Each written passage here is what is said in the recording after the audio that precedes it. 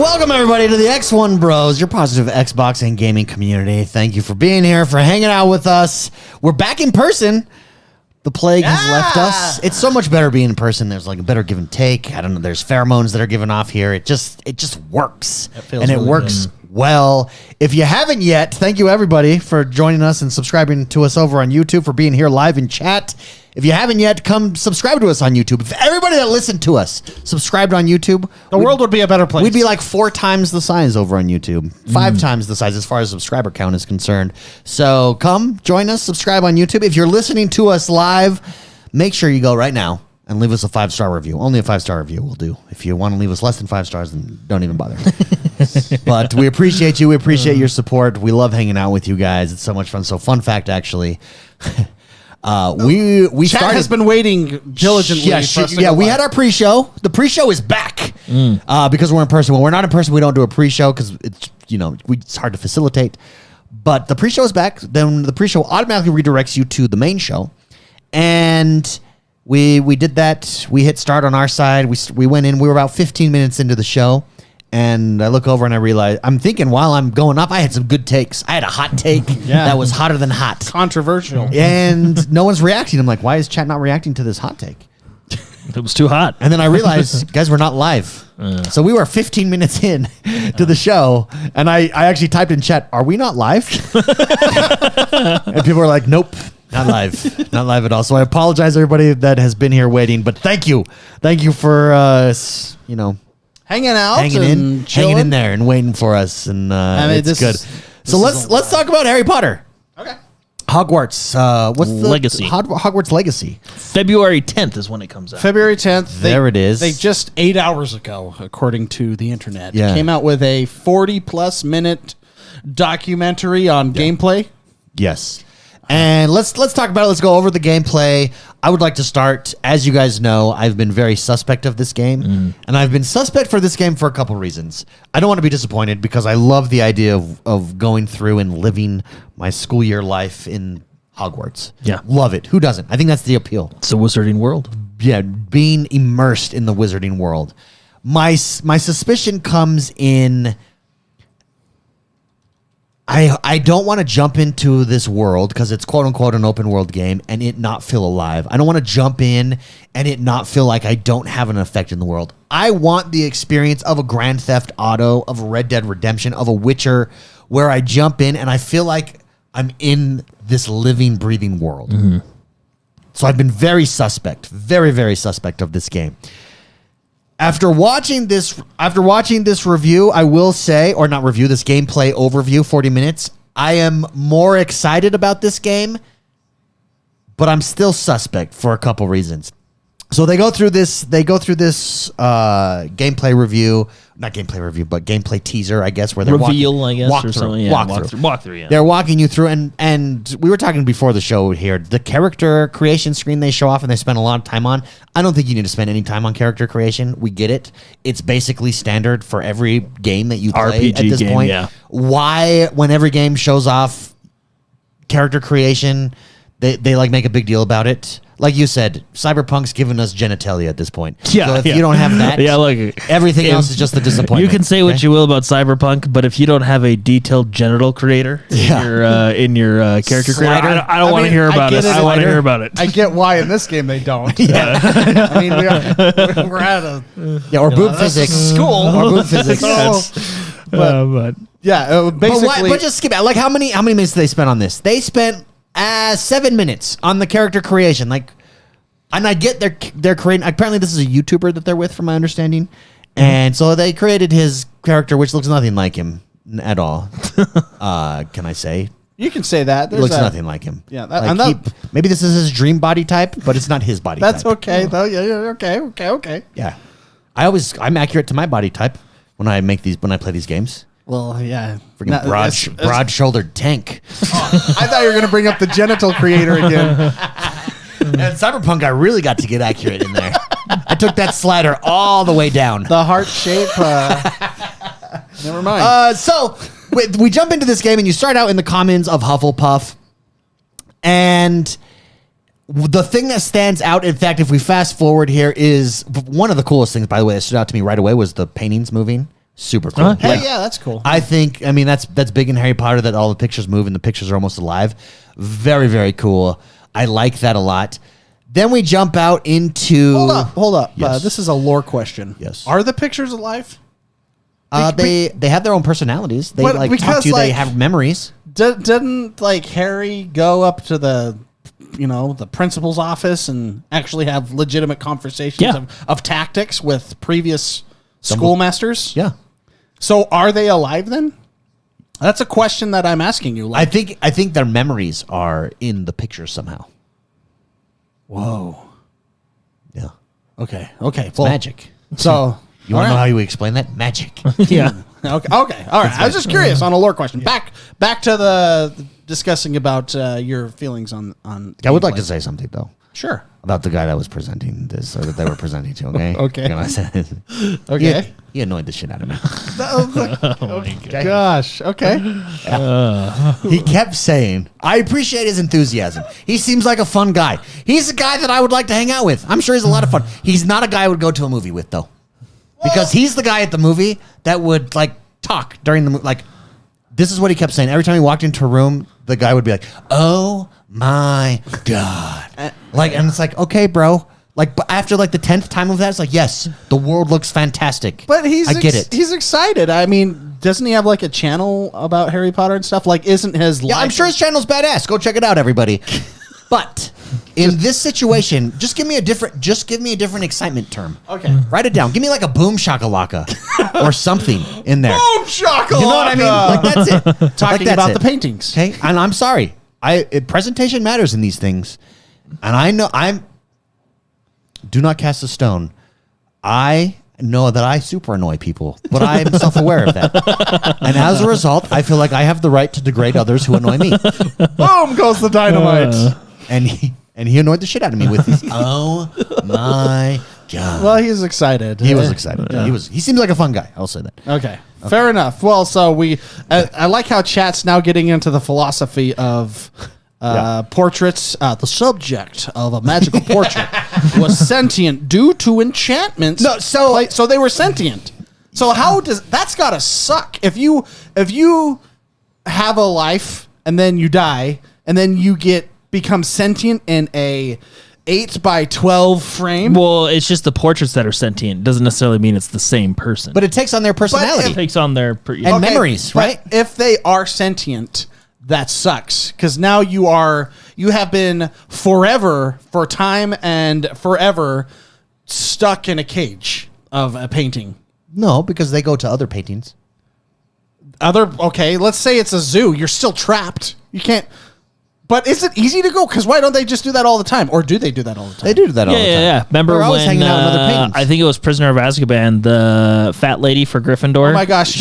I can just see Jordan pushing his glasses forward. I believe the series 6. Yeah, someone comes and opens the door. Yeah, Sirius Black. And she ran to another painting. They had to go find her. And also there's other paintings where they the knight. Remember the painting of the knight? And he rides from the distance closer. So within that painting, it's a whole world that they're in. Whatever world is painted. Same in the secret entrance with Dumbledore's younger sister, where she walks back and forth. Yeah, that's right. So, but why stay in one place all the time? I don't know. It's magical law or something. I don't know. So it's a law? I don't know. I don't know. All right. Well, I don't want to get into the philosophy of okay, can we fast forward though here, beings? like halfway through this video to show off. So the thing that stuck out to me is right here. Though, for those of you listening, they're outside of Hogwarts now. It's grand. It's big. It's majestic. It is Hogwarts. And they absolutely nailed the world, at least the parts of the world that they showed us so far.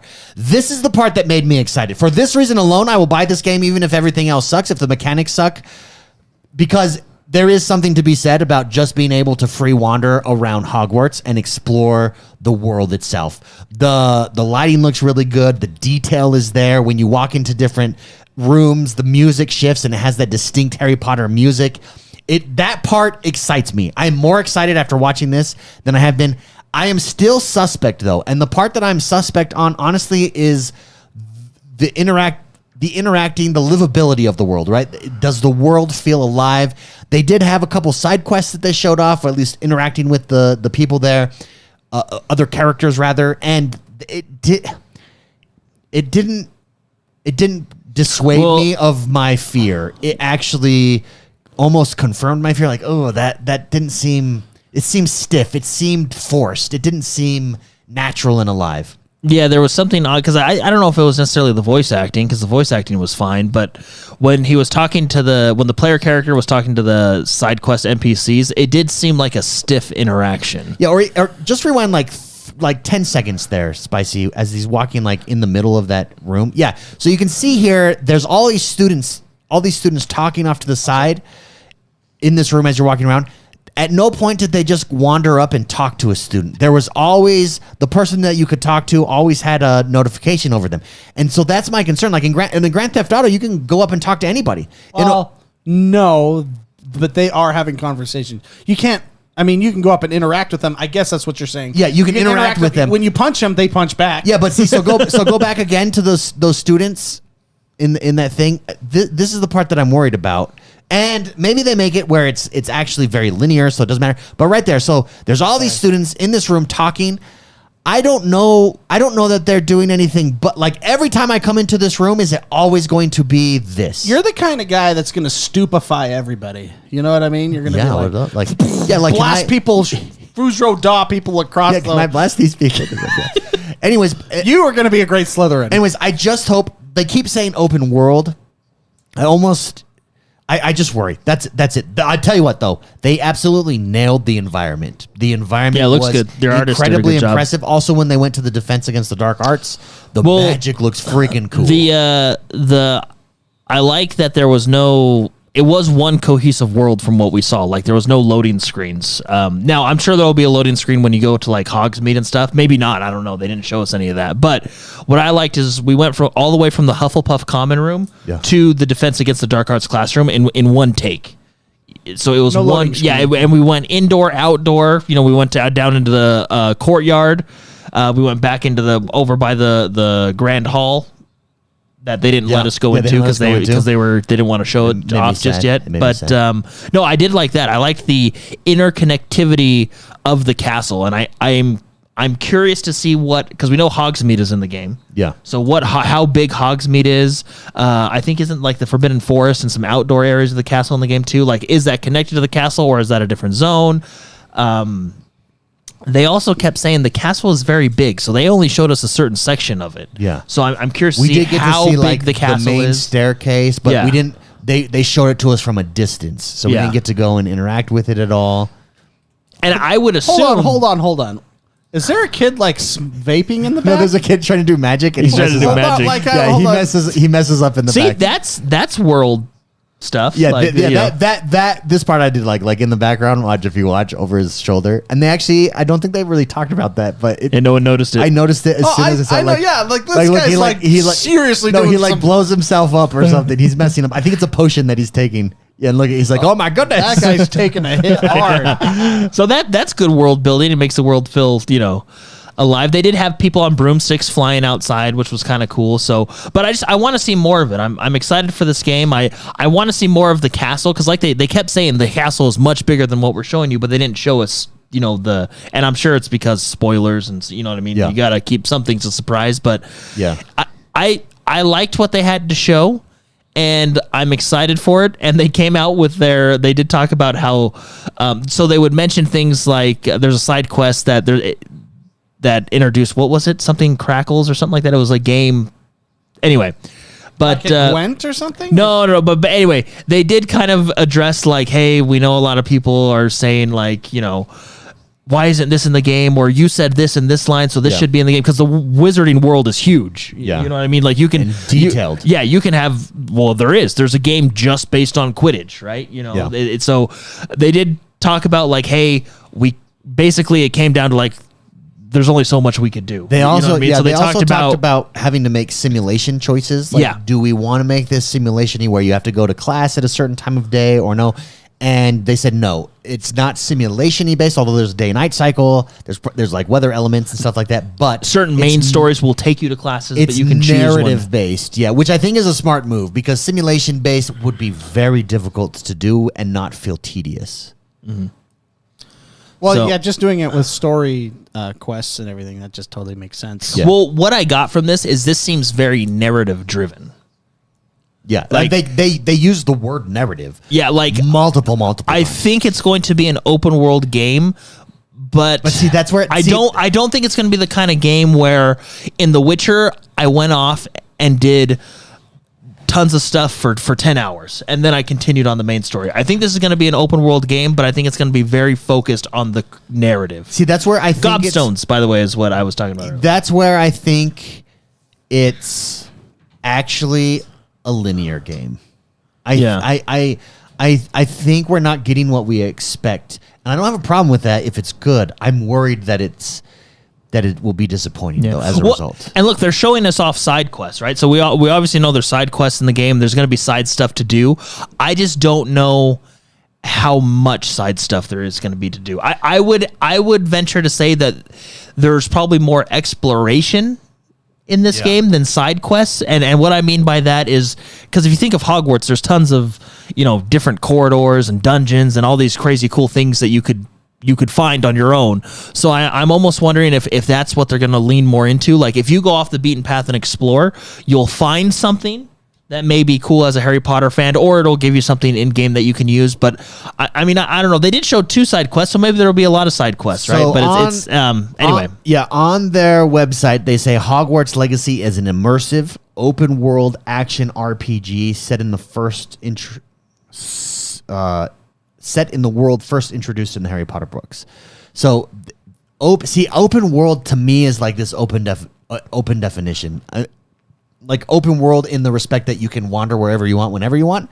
Well, there's open different world in a Grand Theft Auto open world. Well, see, there's different variations of open world. Like I would say the most open world would be Breath of the Wild. Like You could just beat the game at the beginning if you want. You can do whatever you want. There are more linear open world games, like Witcher, for example. That's technically open world, but you are going from story to story. It's pushing you in very specific directions, right? Then you have kind of the in-between, which is like an Assassin's Creed, which they do have those there, but it is so open and so much to do everywhere that you can literally spend 150 hours clearing areas before you go to your quest. So I feel like there's a scale on openness, and you want do you want Breath of the Wild style openness, or do you want? I want a combination of Breath of the Wild with the living world of a Grand Theft Auto. Okay. / Witcher / Red Dead Redemption. Because I think my ultimate worry is that, because here's the thing, Breath of the Wild doesn't need to feel alive, but it does. It does. But it doesn't need to feel alive in the same way that a Hogwarts needs to feel alive. It needs to feel like I am a part of this world. Yeah, and Breath of the Wild, in the lore itself, I guess in that specific game, the world wasn't as populated as it used to be, essentially. So I mean, I get it. Red Dead Redemption is a good example of kind of a hybrid. It's linear. It has chapters. Yeah. You are pushed to certain areas based on where you are in the story, and it's still linear, where you can go do whatever you want. I feel like this game is going to be similar to that. I feel like yes, and that's not my issue. Whether or not it's linear, it's whether or not it feels alive. Well, and because to me, like, look, even with these students, everything looks so scripted. Well, I mean, they're still developing. I know this is coming. Did you say February 10th? Yeah. That's not a lot of time. Never mind. We're in November. I was going to say they're still working on the game, and maybe this is a previous build. Maybe I feel like a development cycle. Maybe I'm wrong. You build the game itself, the engine, everything around that. You start building your story, and then all the fine touches, the massaging, the tweaks to make the game feel more and more alive comes later. I feel, but I don't know if 3 like months. Red Dead Redemption, for fun, I saved this lady from whatever. I think actually she was actually a criminal, so I probably just busted her out of her of her dredge. And then she was like, "Thank you, mister." And then she walked home, and I followed her. Spicy almost choked on it. That was a good impression, right? Thank you, mister. Oh my gosh, I almost had Mountain Dew go out my nose. And then I followed her, and she went and walked. And if you continue to follow her, she'll like do normal stuff. Like they have her on this loop, and so it adds to this immersive quality that I think so far what we're seeing. Well, the world they created, the stale world, has that immersive quality. I'm worried that they don't have that person. I think what's human immersive quality. I think what's going on here, Mark, if you rewind it like 2 minutes, I think what's going on and something I've noticed, I think why we're getting that feeling of stiffness, scriptedness, is if you look at it, yes, there are certain students walking around, but for the most part, all the students are just standing there in a group talking to each other, right? Yeah. I think like right here. And it doesn't look like they don't acknowledge me. They ignore me. Like another thing. Look at me. Hey, look at me. Well, another thing is if you're watching this part right now, we kind of run into this student and nothing happens. And look how weird it goes off. Yeah. If like I know this sounds stupid, but I think it's all these little details that add up to one big, big thing, right? Is like in Grand Theft Auto, if you bump into someone, your character actually bumps into him. You know what I mean? You go back. They get Red Dead pissed. Redemption, stuff like that. In this game, like what I think they can do to make things feel more alive is, you can have people sitting on the couch, or you can have people just sitting there talking, but have people walking up and down the halls, walking in the staircase. Have two characters next to each other, having their wands out, hovering a piece of paper, practicing magic. You know what I mean? It looks like they have that. Like when you're outside, when you're outside. I mean, I feel like there's pockets, but I think the reason we're feeling that stiffness is because there's a lot of characters standing around. Well, the characters look like furniture. Yeah, that's exactly. You know what I mean? Yeah, and that's what I'm saying. It doesn't feel like a living. Anyways, this is just a preview. Yeah. This is just an assumption. Everybody who's yelling at me right now, just an assumption. But it's my worry. Yeah, sure. And it can still be a great game without it. But how they're selling it, in my mind at least, I'm thinking like I'm going to be immersed in this world. There's going to be these living, breathing people. Like, yes. So I get the impression that this is acting more like an Assassin's Creed than a Rockstar game. That is probably accurate. Yes. At least that's the assumption. Well, that's the feel. You have parts like what we're watching right now is he's crossing a bridge going to the next part that they're going to show us, and people flew over the bridge on broomsticks, which is really cool. But then also on the bridge you have people just standing there. Like, why are people not what? I mean, no offense, but how often do you go out to a bridge and just stand there for hours? You know what I mean? I mean, yes, I know there's going to be someone like screaming at the thing, I stand on a bridge. That's fine. People can stand places. I get that. But it feels like you said, Mark, it feels like there's a lot of furniture around and not very many people are interacting. There are certain interactions, but it feels like there could be more. And maybe that's why it feels just that initial feeling of stiff. It's telling me to go interact with that globe because of button. I've not seen. There's another. I'm not seeing that on people, on characters.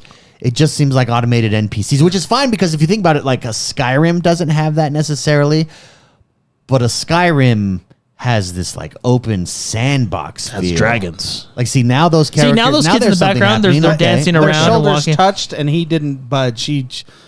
That kid that just walked by was the alpha for sure. Yeah. Oh yeah, we're the alpha for sure. Well, no, we're getting moved around by characters on rails. Essentially, and that may sound like, when I mentioned it may sound dumb to some people, but I think little details like that, when you bump into an NPC, you guys actually like bump into each other. I think it's little details like that make up the grand scope of the game. Well, I want to say that we're bringing up Rockstar and Grand Theft Auto, and that developer is the king when it comes to open world games because they put in that detail in there. And David, I mean, Red, you've played, I don't even know how many hours of those. Can you pause it right here? Sorry. Yeah. Oh, finish. I just wanted to. I mean, you're bringing up examples of the best of the best. Everyone, I don't know of anyone else. Witcher came close, but to make that world feel so immersive and alive and things happening around, I don't think any developer out there has done that. What you want besides Rockstar. No, it's. I mean, but you can do it in different ways. So, for instance, Zelda does a good job of making me feel part of the world without that interaction. But like Zelda is an interesting case because the world is supposed to be dying. It's supposed to be like the populace is not Yeah, I know part of I know the it's story. different, but still, even with the animals and stuff that are in there, and, Okay, and yeah, the way that's you fair. interact with the environment, the Skyrim does it not with the characters necessarily, but with the world itself, and same thing again with the animals, with the giants, with the dragons, how they interact with the dungeons that you go into and stuff like that. I'm just worried. I just am suspect is all that I'm saying. What they showed off, I think they have nailed the world and environment, and for that reason alone, I want to go explore this. I'm worried that outside of that, there won't be much there. Yeah. I'm just a worry. It's all an assumption, but it's what I'm worried about. It's what I've been worried about. This did not dissuade me of that worry. It did make me more excited watching this because I think they nailed. Well, one thing going back to like the world itself. So right now the character's standing on a bridge looking off into the distance, and there's like a tower, right? Yeah, you can go to that tower. They did specifically say everything you can see in the world you can go to, which I really like. From Software is really good at doing this. You can see stuff in the distance, and you know that you can go there, right? Yeah. Nothing is off limits to you, and It's that's one of the coolest parts of a From Software game. So and I like that they're bringing that into this game, so I can see something, and go, oh, that's a really cool tower thing over there. Let's go and explore that. Which is why I think I feel like, I don't know. I hope I'm not wrong, but I feel like exploration is what they're going to lean into in this game, which I would like, because I mean, doesn't it look cool to go explore that tower, see what's in there? Is there a bad guy? Is there upgrades to whatever their RPG system is? Like, anyway, I'm excited for it. I think it's funny that they went with a Hufflepuff guy. And you're a couple weeks ago. Yeah, so you're a puff of the Huffles. Yeah, so, but anyway, I mean, wait, we can't choose? No, you do get to choose. They just decided to do this gameplay from a Hufflepuff perspective. Oh, the puffle of probably the not to spoil all the cooler yeah. factions, houses. Oh man. Oh, okay. I was gonna say, is that I gotta get a bunk his head? Okay, yeah, they're going up to an NPC that's just standing there, right? So, I don't know. I feel like maybe this is an earlier build, and the massaging and the tweaking needs to take place. Although, to be fair, like I said, I think many games strive to be a Rockstar game, but I don't think anybody does it. Yeah. I think it's too much time and too hard to do that. And it could be, again, it could be like when they're talking, the animations of talking and a character, like talking to these NPC characters and the player character talking, the animations in those scenes do look a little stiff as well. Yeah, you know what I mean? true. So, I mean, I don't know. And I feel like I've been playing games lately where the animations are solid. You know, so maybe that's well, where you've it been is. playing God of War. Yeah, well, and even Modern Warfare, like, say what you will, but the animations in that game are top tier. You know?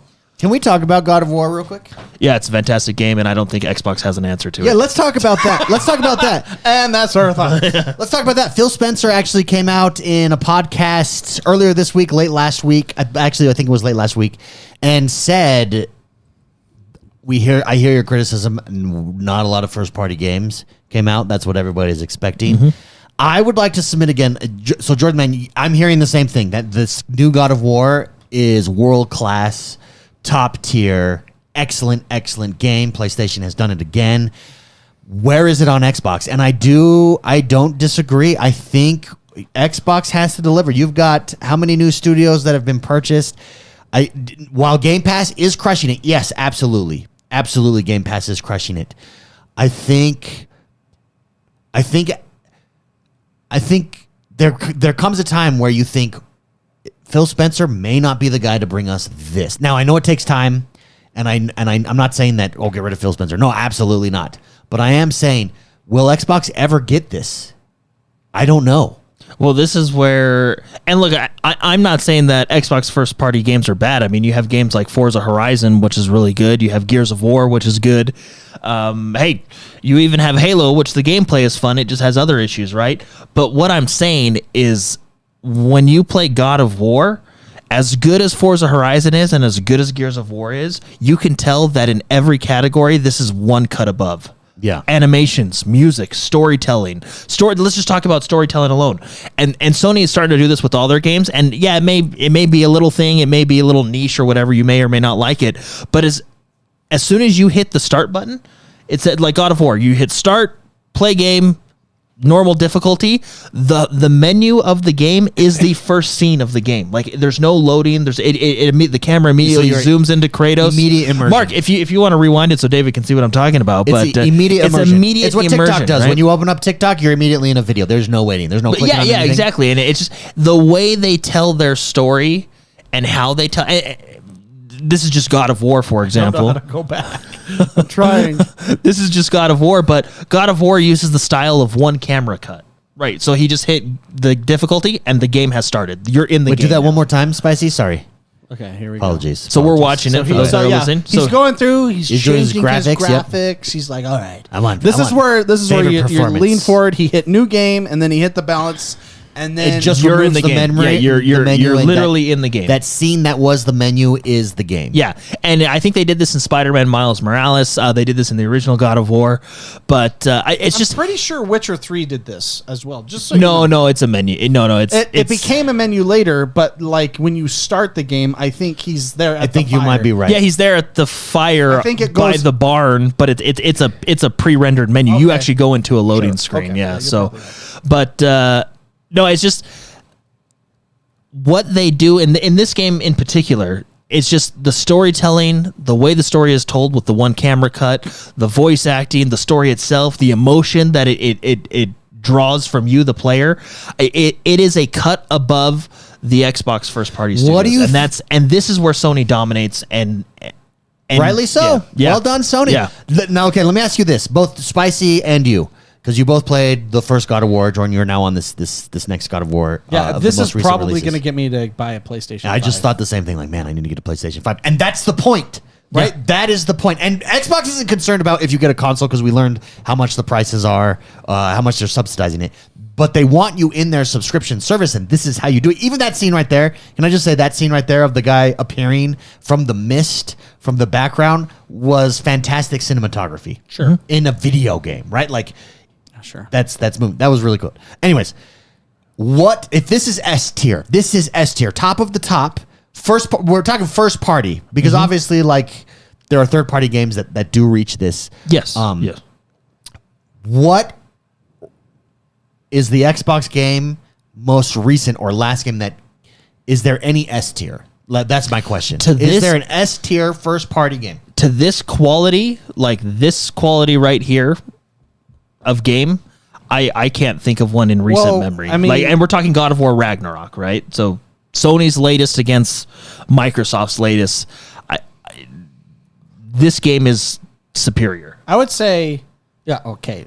I don't know if it has a chance because of just the perfection that God of War is, but Hellblade, right, may have a chance. Yeah. It depends. The original, you mean number 2? The one coming The out. new one coming the out, number, yeah. The number 2 one could have a chance, yeah. First one I don't think was S tier. I think it's A class. Yeah, that's what they did without a budget. Yeah, exactly. So now they have a budget. Exactly. So, I mean, when is that game? Is that game Well, next year? Due yeah. to hit next Even year? chat brings up Starfield. I'm excited for Starfield. I think it looks cool and I think it looks great. But this, What's a different style? it's a different style of game because Bethesda's kind of like its own genre. You know what I mean? Like it's all when you say like, hey, it's a Bethesda game, you kind of know what you're looking at, what to expect, right? And don't get me wrong. Fallout 3 was amazing. Skyrim was amazing. I think Skyrim is like the most re-released game ever made, right? You know, so a Forza Horizon 5 or Forza Horizon 3, which I think those are the two latest really good Forza games. I think we're talking about different style of games. well, and that's what I was just about to say. Like yes, I think those are S-class games in their genre. Xbox does not have a top tier Serious narrative-driven game. Yeah, That's what we're talking about. cinematic narrative driven game. You know, and maybe a lot of people may not be into that, right? But Well, I would argue that a lot of people Are into it, and yeah. That's Yeah. the criticism on but Xbox. it's just, even if you take a game like The Last of Us Part 2, right? I wasn't a huge fan of the story of The Last of Us Part 2. I think there was a lot of issues with the way they told the story and like the order in which they told it and then kind of the story itself. But that being said, that was a very high quality game. Yeah. When it came to animations, graphics, voice acting, you know what I mean? Like, there's just a bar that Sony hits that I think Xbox still needs to get there, if that makes any sense at all. Yeah, I think like a Resident Evil hits that bar pretty frequently, but I can't think of a first party. So here's the thing: like a flight simulator, I think is top tier as well. Yeah. But it's not. But there's not. It's a genre. Like this is the headline movie, right? This is the headline game that gets you in there. I think Forza gets you in if you're a racing fan, which there's a lot of racing fans. But this is for games like this are for everyone. Yeah. I don't know about everyone, but Most people. There's like 4 guys that probably won't play this game. no. And this has the benefit of a pedigree of an IP that has been around forever. Yeah. So and they just built upon it, and they have done a very, very good job. Especially kind of like their reboot concept that they took, and it's still a continuation of the original IP, but it's a different style of game. Style of game, and they took it to a different mythology, and how God of War ended and how it's been built. The IP is top tier. There are a few games that can come close. I can give you some examples of games that I really like, but they are multiplayer games. I'll give you. I feel like the Halo Infinite campaign itself had a lot of great things. It's unfortunate that we couldn't play with our friends.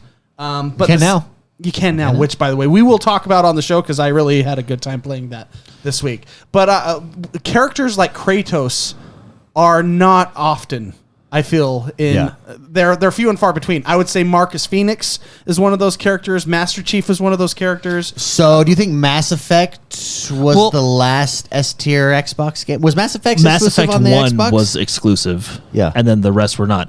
This is kind of what I felt. There's 2 things I felt with this God of War game.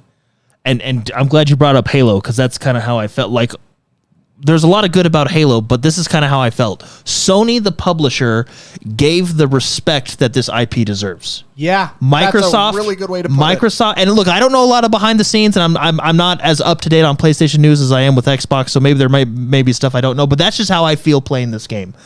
When I play Halo, there is a lot of good stuff in there, but it doesn't feel like Microsoft, the publisher, gave the respect that Halo, the IP, deserves. Now, whether that be putting the right personnel in the right places, studio's been on it for a while. Whatever that may be, that's how I feel with those 2 games in particular, right? And the reason I bring up Halo is because 1, we'll talk about it in a minute, and 2, Halo should and is the flagship title for Xbox. You know, I don't think in recent times it has been. I think that's kind of moved to Forza and different games. Because Halo 5's story was weird. Yeah.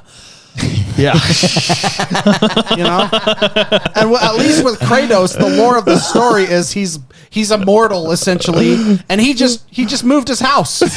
He literally just went from like Italy to Norway. So Barbara Blake actually wrote in on the mailsec this week, and he talked about Halo, and he just thinks it came out too late. But then he says this. He says Microsoft needs to deliver world-class single-player games to their players. And that's what God of War is. He says, I'm getting pretty tired on not having anything like God of War, Spider-Man, or Uncharted. All of Microsoft's best games are meant for a multiplayer experience. I don't disagree with him there. Not necessarily. I want to add this. Go ahead.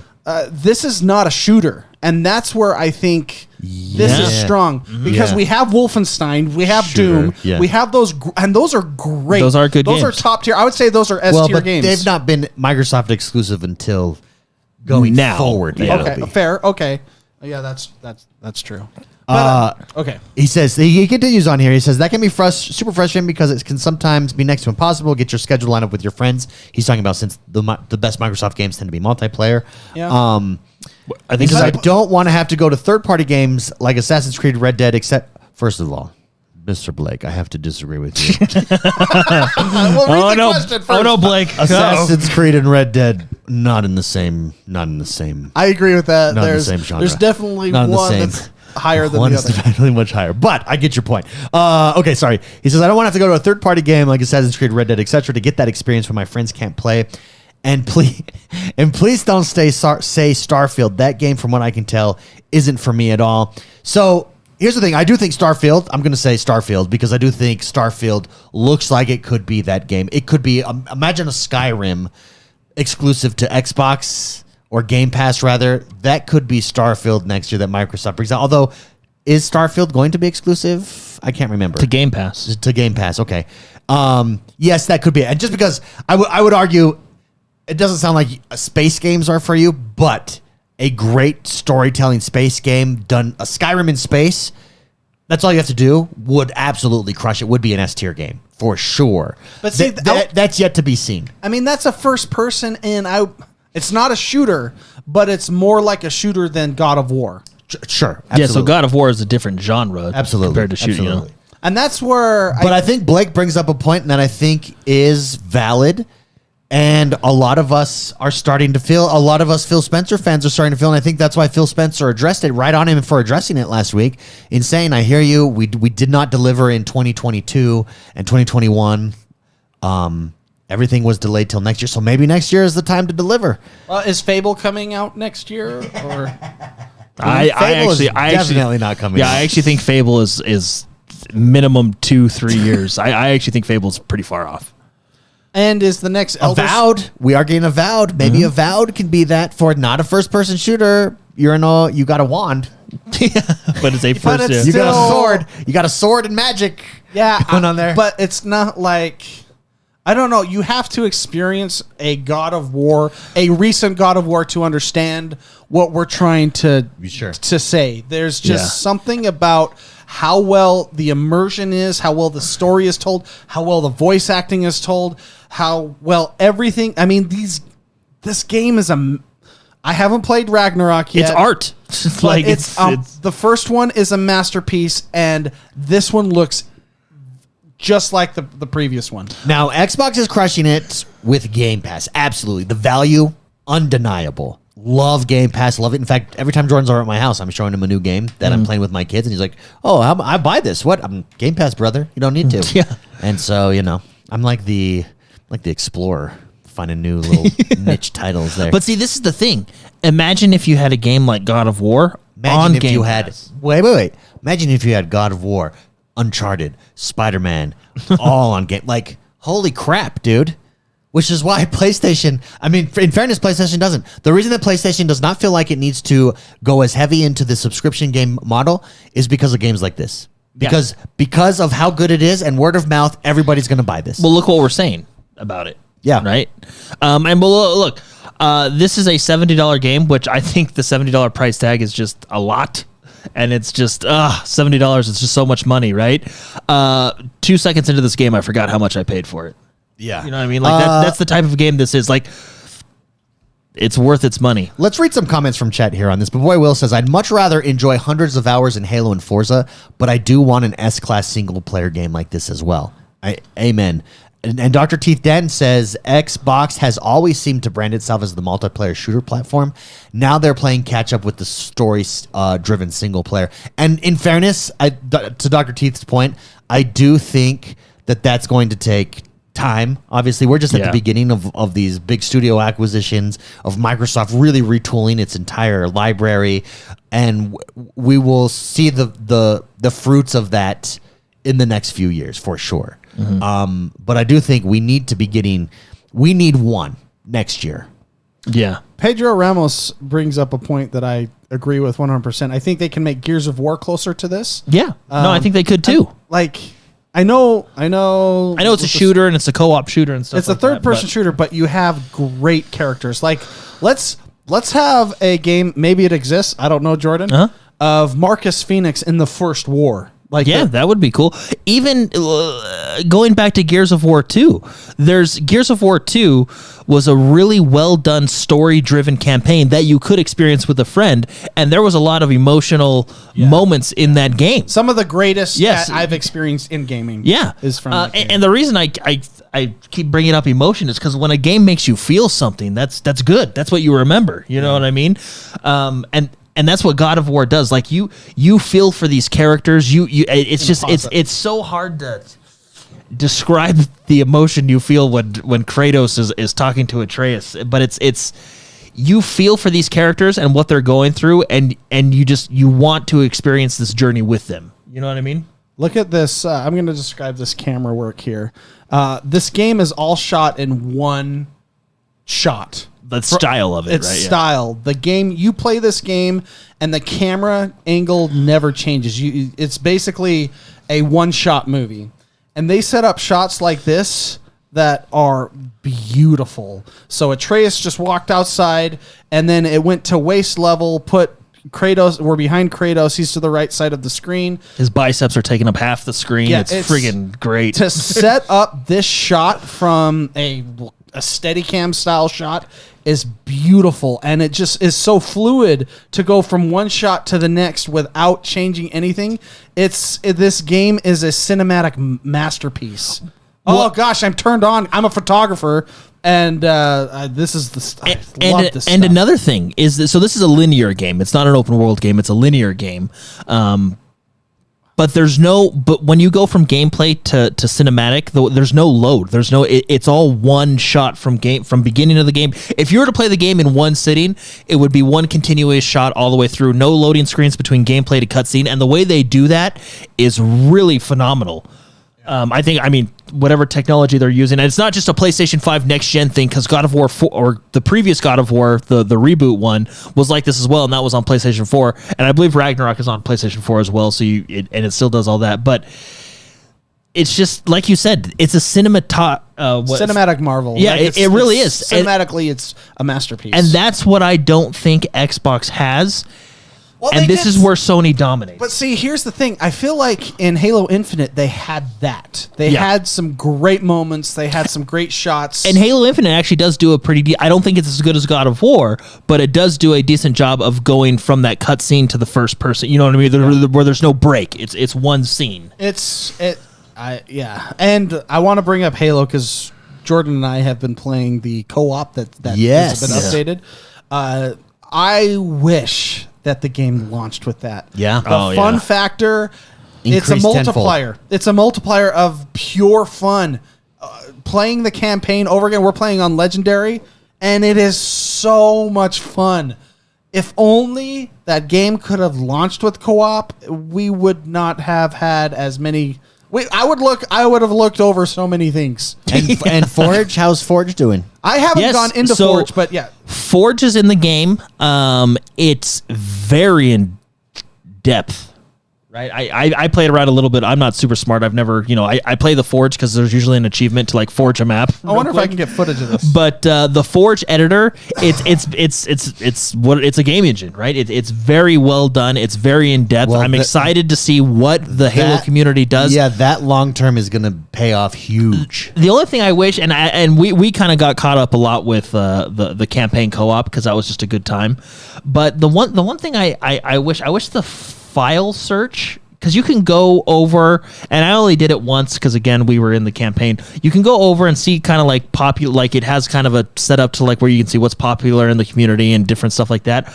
I wish that was a little bit more streamlined and easier to search. Yeah. But again, I haven't exported a whole ton. I just went into Forge, created a few spawns, and did a few things here and there just to mess around. And then we've been kind of jumping in the campaign co-op the rest of the week. But no, yeah, Forge is in the game. I think overall, this update, the winter update, has been a good update. It's a shame. I mean, we're going to say it. There's nothing we can do to change it, but it's a shame that this stuff didn't launch with the game. Yeah. But the campaign and the co-op is just, it's fun. So here's the thing. If you could do mouse and keyboard on this, which you can, that's where this mode will shine. I'm sure it'll be a lot easier to edit on mouse and keyboard. Absolutely. I was playing on the controller, and it was, it felt like Forge, right? Yeah. But like I said, the only thing, and B-Boy Will says it too. He says, yeah, the UI is a mess. Because I'm pretty sure you can file shit. Maybe you can. I don't know. I haven't gone super in depth to Forge, but I just feel like finding other Forges, like other people's creation, I just feel like could be presented a lot better and easier. Well, that might be streamlined. This is where, for everybody that's given up on Halo, I think it's short-sighted. I think it's these types of features, this mode alone, and look how in-depth it is. And they showed off how in-depth it is in their previous developer diaries or whatever. This will make the game last for forever. I think we're watching somebody's tutorial and they're throwing in memes all over the place. we got a Toy Story meme. Or maybe that's what they're going to build in Forge. Yeah, they want Toy Story. And so I think Halo, while might have received and keep in mind, this is multiplayer criticism because Dr. Teeth Dan brings up a good point. The Halo Infinite campaign is criminally underrated. I agree with that. It's very good. Best since 2, Ethan. It is really good. The thing we're comparing it to, though, Is God of War. that's what we're comparing Yeah. it to. So it's very, very good. The storytelling was good, but you gotta experience God of War to just understand the scope of something. So it's like having someone's chocolate cake and then having a Gordon Ramsay style chocolate cake or somebody, you know what I mean? It's just it's just so good that you realize, well, the other ones weren't as good because look how good things could be. Yeah. Well, and the thing is it's just, I don't think the Halo campaign is perfect. There are like little things in there that are like, why was this character introduced just to do that? You know what I mean? Like there were certain things that were kind of like that were a little, and I don't want to say too much because I don't want to spoil it for those that have been waiting for the co-op experience. Right? There's certain things that were kind of, you can tell were weak. You know what I mean when it comes. But I do agree with Dr. Teeth. I do think it's the best since 2. I kind of group the first 3 together because I think that whole trilogy is just one great story. But I do agree. I think it's the best since then. But where I'm at in like God of War, everything has been 10 out of 10 perfect. You know what I mean? Now that's very hard to do, right? And is God of War going to be 100% perfect? Maybe, maybe not. We'll see when I get to the end of it. But like you said, Mark, that's kind of what we're comparing it to. So that's a God of War sits on a big pedestal, so it's I think Halo's going in the right direction for the most part, but it's just, like I said earlier, and that's the best way I can describe it. I feel Sony as a publisher gave the respect to the IP of God of War that it deserved. Microsoft as a publisher did not give that same respect to Halo Infinite. They were 73% respect, and Sony was 107%. Yeah. That's just kind of how I feel playing both games. Now, they are both very different games and they do different things. And I do think the winter update has been a really great update for Halo. And I'm glad we got it because of Forge and co-op campaign. And co-op campaign is really fun. When you can Spider-Man off your friends. Oh, it's a race. Like I'm sitting there like Jordan's in front of me and I can hook shot him and pull him back and me get in front of him to kill the guy. I wish it was launched. I know, yeah. There is no other game where when Mark comes up to me and goes, "Hey, Jordan, look, I found a sniper," and I dome him because I want the sniper. And how fun that is. Yeah, he killed me. Like, yeah, he had a sniper, so I killed him. Look what I found. Yeah, and I was like, "Oh yeah, that's great." I killed him, and it was fun. But the boss fights, I'm not even mad. I laughed. Yeah. Well, what's funny is I actually think we were talking about like, hey, are the boss fights going to be broken? Because we're playing on Legendary. No lasso, we'll save that for later. But we're playing on Legendary in the co-op, and it was me, Mark. We invited David; he never showed up, and Barbara Blake. You were playing your badass Disney game. That's right, I was. Do not. But what was cool about it is going in, because we had all beaten the game before. So going into Tremonius, right, the first boss fight, we were like, all right, let's just do this, and this. We creamed that dude. Given the first boss of the game, right? So even being on Legendary, probably not, the hardest boss, but we're sitting there thinking like, I think we're just gonna roll through these guys, like because of how the boss. What did you say? They're very. Some of the bosses were difficult because of their aggro factor in that campaign, and he can only, or the boss can only be aggro on one character. And when we have multiple characters, it's the same as Dark Souls. Any Dark Souls game, the difficulty is extremely high when there's just one of you. If you play multiplayer, you just have one person aggroing the boss and the other person just going to town on him. And maybe, I believe that the developer of Halo was concerned about balance issues, and that's why it was delayed. But that's what makes it fun. Yeah, with your friends. Yeah, we creamed that guy. It's legendary, and it was a good time. Yeah, it really was. I strongly recommend, if you've been waiting to play the Halo campaign, to play it now with your friends. It's fantastic. We haven't quite tested out the tethering. Oh yeah, because we're in the early parts of the game. Yeah, and we were just we did a lot of messing around, but that's what Halo co-op is, right? Just having fun. But I think one of these days when we think about it, we're probably are gonna try out the tethering. Oh, we're gonna push it. It's probably not gonna be a huge deal, but it is disappointing that like we can't be on opposite sides of the map, just doing whatever we want. Well, it's cool too. Like it's true co-op. Like it's saving my game.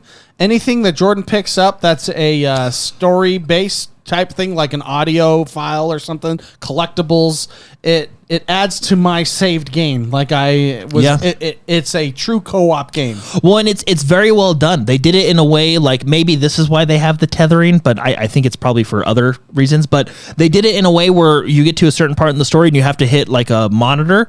Anybody can hit that monitor. Anybody in the group can hit that monitor. And then what it does is collectively, no matter where you're at in the level, is it pulls you all into that first person mode where you're in Master Chief's helmet. That's cool. And you do your thing, and then it pulls you back out. And it does it very seamless from what I said, because I hit the button a few times, but when I didn't hit the button, I was like, wow, that was actually a smooth transition, even though I was, 20 yards over here, teabagging some grunt because we figured out some physics glitch that was hilarious. But anyway, so all that is really well done. The one part that impressed me a lot is when we got our Spartan cores. And if you've played Halo, you can use the Spartan cores to upgrade all your equipment, right? So I almost called it a lasso, but the hook, the shield drop, boost, all that stuff. And to test it out, I said, okay, well, let's see. You upgrade the hook and I'll upgrade the shield. And we did that. And that's why it's a true co-op game, because you're able to make your character how you want and how I want, and it's saved on both. I could go in, if I were to go in and play my game single player now, it would just be right where we left off. And what's very exciting about that, being able to build your character the way you want to, we can go into a boss fight and I can be fully upgraded on my drop wall, so I can do different things in that boss fight as opposed to Mark or whoever else we're playing with who's built a different way, right? Yeah. So their co-op, I mean, can you say it's worth the wait? Yeah, I mean, it's very good. I enjoyed it, but it's a shame that this wasn't there at launch. Yeah, you know what I mean? It's a shame Forge wasn't there at launch. I would have overlooked many things and been like, who cares? It's fun. Yeah, but the co-op campaign is great. Forge is, I would venture to say, and given I'm not a huge Forge creator, because there's a lot better people. I mean, I dabble in Forge here and there. This is probably the best Forge tool set we've had in a Halo game, this will pay off dividends. Long term. Yeah, definitely. This is going to be huge. The only thing I wish, everything in the winter update has been solid. I mean, you got another free 30-tier battle pass. Cosmetics are all subjective. There's some cool ones. There's some that I don't really care as much for, but you got the whole new challenge system, which is great. It's finally just like, it's a good challenge system. They decreased the challenge from 20 to 10 for your ultimate reward for the week, which is great. So you don't feel like you have to grind all these challenges. The challenges from what I have are fantastic. It says play 5 games. All right, I can play 5 games. Get kills with UNSC weapons. Okay, that's great. I use UNSC weapons. And there's even one that says get kills with banished weapons. Also great. I can use banished weapons. Like, that's, from what I can see so far, that's as specific as they got, and I'm okay with that, because it's not telling me go play Fiesta for 10 hours and do that or whatever. You know what I mean? It's not telling me get so many headshots in a specific game mode. It's basically play the game and have fun, right? Yeah. In addition to performance-based experience that you get experience for completing the match, you get experience for winning, you get experience for being in the top 5, you get experience the top half of the team, right? You get experience for being number 1. Like, it's a much better system, and I really, so far the entire update has been really, really good, and it seems like it's been well received. My only criticism is I just wish the searching in the community tab for I believe it's different Forge games was just a little bit easier. That's good. Let's do one last topic here before we head out for the night. Gary Morton writes in to the mail sack and says, Battlefield 2042 is being added to Game Pass. What are our thoughts on this? Yes, let's review that real quick. I may be wrong. I think it's being added to Game Pass Ultimate, which means it's being added to EA Play, but EA Play is a part of Ultimate. Sure. I think you do have to have Ultimate to get it. But yeah, Battlefield's coming out. They just had a video that dropped this week as well. Yeah, thoughts? Good thoughts. So, first thing in the video is they have a lot of changes coming, which we'll get to. But the big thing is after their year 1, which is 4 seasons, they're having seasons 1 through 4. They said they're already in pre-production for the next season after that, which was actually a kind of pleasant surprise, because a lot of people, myself included, thought that they were just going to give up after year one and just move on to the next game because of, they basically fixed what they had to do, release what they had to release because that's what they promised us, and then just move on to the next game.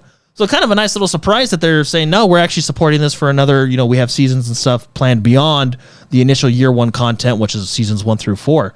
And then also getting into the really exciting stuff, some of the changes they're making at the start of season 3, which is not too far away. I think it's in December. They obviously listened to the show because they blatantly took my idea. What they're doing is they're putting the characters back into the original or traditional Battlefield class system. And what I said a while back, and to be fair, a lot of people said this, is I said it felt odd not having the class system, and how they can do it is each of these specialists that you are kind of derived from a certain class. So what I said is just let them only use the gadgets that are within that quote unquote class, and then you at least kind of have that feel of teamwork, that feel of, engineers are important for this reason, medics are important for this reason. The one thing I didn't want them to do is taking away the freedom of the weapons, because I actually really did like, in certain situations, I can be a full-on medic with a rocket launcher. Yeah. You know what I mean? I liked that freedom. So what they're doing is they're breaking those specialists into classes, and there are, same thing, just like I said, so I think they have someone listening, shout out to DICE. There certain classes like engineers can only use the engineer equipment, right? And I think this goes down to grenades. I think each class has a specific grenade that they can only use that is kind of leans toward that class. And each specialist is going to be categorized into those 4 classes that we're used to. What they did with the weapons was actually a better idea than what I had. Is I like keeping all the weapons.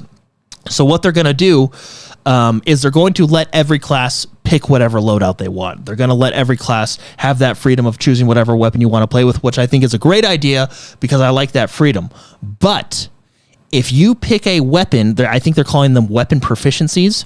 So, for example, if you were to play a sniper or the sniper class, and you are to use a sniper rifle, because you are the sniper class, you can hold your breath longer, and the sway of your gun is much smaller because you are proficient, quote unquote proficient in that weapon. Doesn't mean you can't use assault rifles. You can still use assault rifles, but if you use a sniper as a sniper class, you're going to have the, min-max of that weapon because you are using it where it's designed to be used. Same with assaults, engineers, stuff like that. I really like that a lot. So I can still use my rocket launcher as a medic in that situation if I want to. But if I put that rocket launcher on a engineer, he gets weapon proficiencies with that rocket launcher, and I don't know what the proficiencies are with that. They just used a sniper as an example. But I like that. It gives it that feel of, yes, classes are important, but it also lets you still have that freedom of choosing whatever loadout you want. Very cool. They're reworking new maps, or they're reworking some of the old maps. We have some new maps coming. Season 3 is going to be, I think, a really good update for Battlefield. Very good. Very exciting. Yeah. They can just same as Halo. They revamp and come back better. EA's tendency is to launch a game that doesn't work entirely correctly, and then a year And later then fix have it it. work perfect. So they're on that track.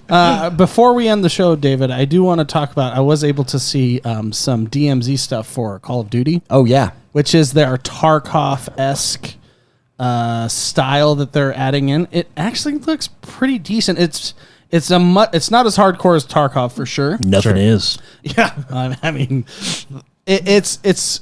I want to just briefly, because I know we're going long on the show, but it's like they took Tarkov and made it to the general audience of people that would like it not to be Tarkov. And let's be honest, that's what Call of Duty's good at, right? Yeah. So it actually looks pretty decent. I am definitely going to be playing it. I know that the download is over 100 gigs. Apparently, that's what it's showing.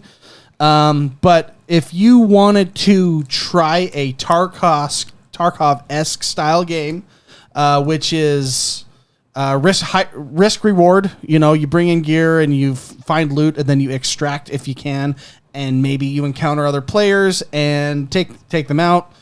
This is a very soft version of Tarkov. I would even say, like, what makes Tarkov great, I would say, is the AI. And not necessarily great, but it's a super high risk. Sure. And high reward, because not just the players are hard, but the computer, the AI scavs are difficult, and those are the enemies on the map. You can come in as a scav, which is sometimes you can't even tell if it was a player or not. In Tarkov, this is the enemies are, the AI is very easy. It's almost like you're playing a co-op campaign kind of. But Jordan, I know you wanted to say something, but it looks fun. No, yeah, I was gonna say I'm. My only concern with it is what is the risk reward, and the only reason I ask that is because let's take Battlefield for an example, Hazard Zone, they're Tarkov like mode. Yeah. The risk reward isn't necessarily all that great. Let's say you do great in Hazard Zone and you get out, you just get points to spend on a little bit better, a better loadout for the next Hazard Zone, right? Well, and that's what Tarkov has done so well. Like, it makes that risk reward. I was watching a streamer, Tim the Tatman. He's actually a really good Call of Duty streamer to watch. But anyway, he had this good idea, and I said, it was like, he's right. This is what they need to do. What he was saying is in this DMZ mode, what they should do is if you find, let's say you find a blueprint. We all know the blueprint system in Call of Duty. Let's say you find a blueprint in DMZ and you extract. That blueprint should unlock across the suite. You use that blueprint in multiplayer. You use it in DMZ. You know what I mean? Like that's too much of rewarding gamers for having fun, though. I don't think developers like doing that. The only developer I know that does that is Epic. But that's my thing. Like, and that was his point. Make me want to go in there and risk this. Yeah. Because if you die, you lose it all. You know what I mean? Like, make me want to go. And that's what Tarkov does. It's like, okay, I can go into Interchange and get a car battery because I need that thing to be. Yeah, I need it, right? Many of those. And there's that grind of I need this for I need X for Y. Yeah. Like that's the carrot on the stick for Tarkov, right? You know, and that's what I want. I hope DMZ isn't just self-contained into itself. I hope, like, even if you just do like an operator. Let's say you unlock an operator skin in DMZ and you extract. That operator skin is now usable in regular multiplayer in Warzone. That would be really cool. The value of items has to be there for the intensity. And the risk of loss of items. Yeah. Both of that. Yeah, and to do that, you have to have very valuable items, right? Like, it has to matter. And that's what makes Tarkov so valuable. Yeah, well, and I hope they don't self-contain it like they did with Hazard Zone. I mean, I was really excited for Hazard Zone because I know Respawn was doing it, and I really like Respawn, but I feel like it felt halfway. Why would you? So if they don't do that, why would you play DMZ when you could play Warzone? Exactly. That's why am I risking my character, to go into DMZ, right? There has to be some incentive, and I think what Tim the Tatman said was perfect. Let's say you get a blueprint in DMZ, you extract, you can use that blueprint in the regular multiplayer suite. And then have it be removed if you lose it. I think like his idea was once you get out of DMZ, it's yours forever. Just like the car battery in Tarkov or whatever, right? But I think stuff like that would be cool. I hope that's what they do. We'll see. Is it this week or next week? It's getting close. So. I saw Dr. Lupo, Landmark, and Myth. They were all playing. They were all playing it this week. So that's what I was watching. Was there? I mean, I think they were in the developer studio, and that's where they were playing it. And so they were limited on what they could do, or not necessarily what they could do, but it was limited. It was very limited in the game, and only a select few players were playing it. But that's my initial take on it. So. Yeah. Anyways, I wanted to bring that up because that's exciting. Yeah, it's exciting. It's exciting to see what they can do with that. So yeah, it absolutely has been a big week. Well, everybody, that does us for this week. Thank you very much for tuning in and hanging out and listening, and appreciate everybody that's here live. Again, come join us on YouTube, youtube.com/XoneBros or youtube.com/positive gaming. We love hanging out with you guys every week. We hope you enjoy hanging out with us, listening to our opinions and harsh judgments of people. You're a funny guy, David. You're a funny guy. Have a good one, everybody. We'll see you next week. Bye-bye.